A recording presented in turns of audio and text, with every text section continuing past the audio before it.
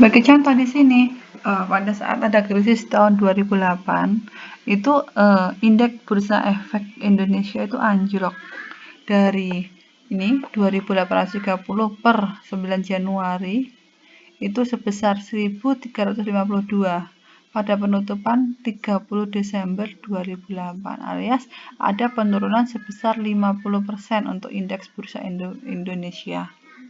Nah, ini juga difungsi untuk saham perusahaan-perusahaan besar, saham perusahaan yang masuk kategori blue chip, kategori yang sudah menjadi perusahaan incaran dari para investor. Sebagai contoh di sini, harga saham Astra. Misalkan tertinggi kan di sini tanggal 9 Januari 29.600 per lembar saham. Turun menjadi 7.100. Dan juga untuk saham beberapa BUMN itu juga BUMN kan saham di perusahaan kan, saham badan umum milik negara, jadi saham pemerintah itu pun juga mengalami penurunan yang drastis pada saat itu. Jadi terkait dengan hal itu, untuk mendukung pemulihan dari pasar waktu itu, kebijakan dari Menteri BUMN itu meminta untuk BUMN tersebut untuk membeli kembali saham yang sudah beredar. Tujuannya untuk apa? Berarti kan permintaan sahamnya itu akan meningkat. Jadi untuk meningkatkan daya beli saham perusahaan BUMN tadi, yaitu dengan membeli saham yang sudah ada di pasaran. Jadi di situ menunjukkan bahwa BUMN pada saat itu masih masih punya kinerja yang bagus untuk bisa menghadapi krisis. Jadi karena ada kebijakan tadi, maka setelah krisis itu pasar modal di Indonesia berangsur pulih, maka harga sahamnya juga akan naik. Ini kan menjual, akhirnya kalau sudah sahamnya sudah stabil, dari BUMN tadi akan menjual kembali sahamnya. Jadi kemudian hasilnya apa? Dari rata-rata harga saham tadi, awalnya 18.300 per lembar harganya, berhasil menjual kembali dengan harga 2.405. Itu untuk pembelian saham treasury, itu saham yang sudah beredar dibeli kembali oleh BUMN. Yang selanjutnya untuk terkait dengan saham itu dari penghasilan komprehensif lain.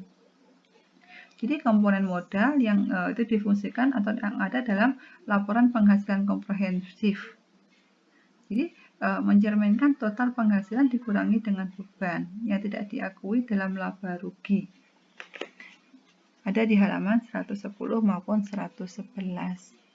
Jadi untuk pengakuan dan pengukuran ekuitas terkait dengan saldo laba, dividen maupun saham treasury, nih, jadi caranya gini. Untuk laba ditahan, saldo laba itu sama dengan saldo laba awal satu periode sebelumnya ditambah dengan laba atau rugi bersih yang diperoleh pada periode hari ini, periode sekarang, dikurangi dengan dividen. Itu untuk mengakui besarnya saldo laba itu berapa. Jadi saldo yang kemarin, saldo laba, misalkan ini 2020 kan, lah sama dengan saldo laba tahun 2020 itu mulai dari mana? Berarti di sini saldo laba tahun 2019 ditambah semua laba yang diperoleh di tahun 2020 dikurangi dengan dividen.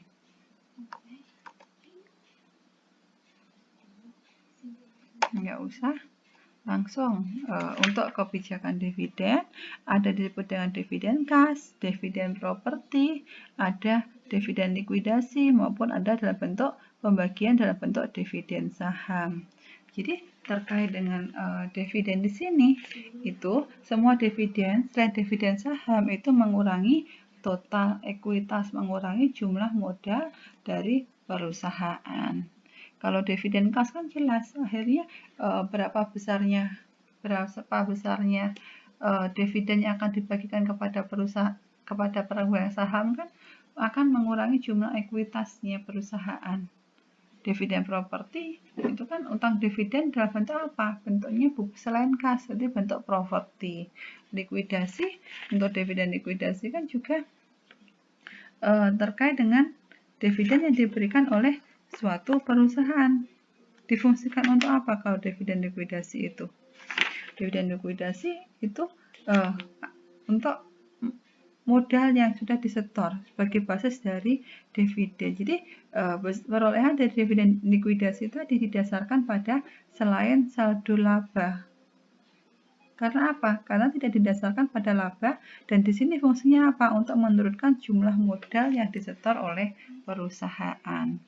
Jadi dalam suatu waktu ketika perusahaan itu mengeluarkan yang disebut dengan dividen saham, maka perusahaan tidak membayarkan jumlah aset, tetapi hanya menerbitkan saham tambahan bagi masing-masing pemegang saham.